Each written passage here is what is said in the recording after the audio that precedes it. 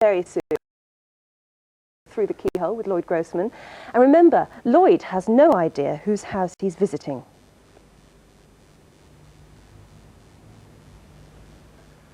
Well, here we are in South London, which is commonly known as the Garden of England. It really is lovely here. And this particular blessed plot of vast ancestral acreage is presided over by the fattest, the meanest, and the ugliest black rabbit in all of England, who really lords it over here. He lives in incredible luxury. Look at this magnificent William and Mary hutch. I wouldn't mind living there myself. He's a terribly sloppy eater, though. Let's have a look at where his owners live now. Well, take a look at this street. It's the sort of place where the prop department from Minder go to get inspiration. It's an incredible collection of rather beaten-up old getaway cars and rather jaunty folk architecture of all different sorts. Now let's go inside and see what we find there.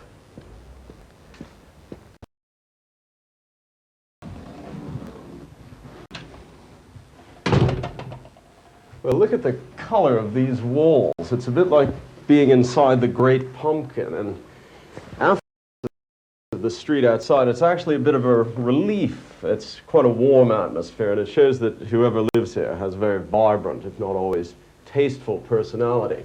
There's a fascinating Chinese set of wind chimes hanging here, and the general effect is rather like being in the anteroom of a chop suey house in Crouch End. It's quite interesting and innovative. There's a barometer here, a little hint of the country house. And there's a love of decoration here, this very, very unusual chip shop style. Oyster shell, light fixtures, quite unusual. But there aren't any pictures here, so I think that possibly this person doesn't have tremendous visual sense. Let's go through to the next room then and see what that's like. Well, this room comes as a real surprise because it's like suddenly finding yourself in the middle of a rather ill-organized jumble sale in a poor parish. And it shows that the person who lives here is very definitely a pack rat. There are lots of objects all over the place. Now, the first impression that I get from this person is of someone who's very young, because we have nursery wallpaper here with jolly little animals dressed up like people. We have a very jaunty red nursery-style desk. So it's either someone who is very young or possibly very old and doesn't realize it yet. Now, the rabbit theme, which we thought stopped in the garden, didn't. It carries on in here, and we have all sorts of stuffed rabbits of different varieties, and an amazing collection of what look to be 1950s sunglasses. So probably we're dealing with a blind beatnik. Now, there's a tremendous conflict in personality here, and I think this person very much has a split personality. There are a lot of rather soft, cuddly things here. There's this particularly cute rabbit, this rather florid nilo fur pelt, which is used for God knows what, which is all rather soft and sweet. And then, on the other hand, we have some very nasty and aggressive things. A belt made out of cartridges, for example, an army helmet.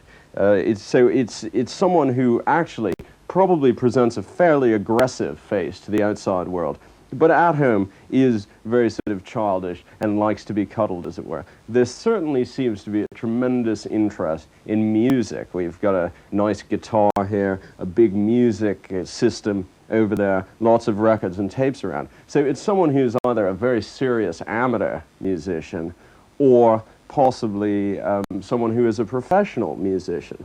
Now, it's very difficult to determine the sex of the person who lives here, because I notice there are a lot of girls' books around. There's the Bunty for girls, the Misty Annual, all that sort of thing, mixed in with some boys' books like Wisdom. So I don't know what sort of person really lives here. But one thing about him or her is the fact that they've hung around with rabbits for so long that they're actually beginning to live like one. I mean, look at this food: nuts, bran, texturized vegetable protein.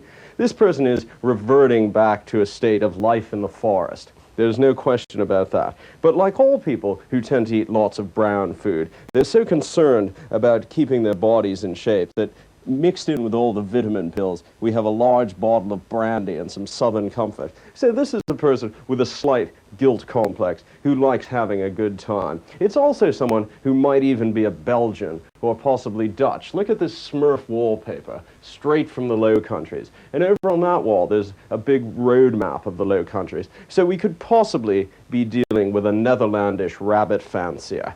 Now, I think that the person who lives here also is slightly lazy. It's just a quick flop into bed. Everything is very convenient in this room. I think we can say fairly certainly that we're dealing with someone who's probably about 20 years old, probably doesn't look like the sort of chap your mother would like to be brought home, is a bit of a rebel, yet also has a deeply conventional side, and aside from his rabbit mania, seems to exhibit a certain sense of humor, and I don't think takes himself very seriously. Well, the owner of that room is, of course, Captain Sensible, whom I introduced earlier. Well, what a place you live in.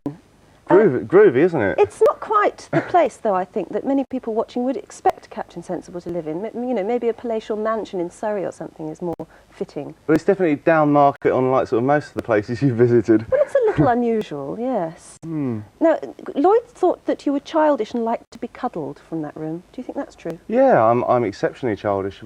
I'm in a business, the music business, where you can actually be a perpetual schoolboy sort of thing. You don't actually have to grow up, which is how you like it. Well, it's mainly why I'm doing it, really. What about the rabbit outside? You'd better tell us about who the rabbit was. He obviously has a great influence on your life. Well, the rabbit is actually one of the most vicious animals I've ever come across. I mean, he really is like sort of... apparently, because I live with me mum and dad, while he was like sort of going around the garden and sort of getting the cameras ready for filming the rabbit, apparently he was sort of chewing at his trousers and all this sort of thing. He is a very vicious rabbit. Actually, Lloyd's trousers do look as though they've been chewed at once or twice. Anyway, that nylon pelt is sort of amazing, yeah, that's my vibrant colour. They are my trousers, you know.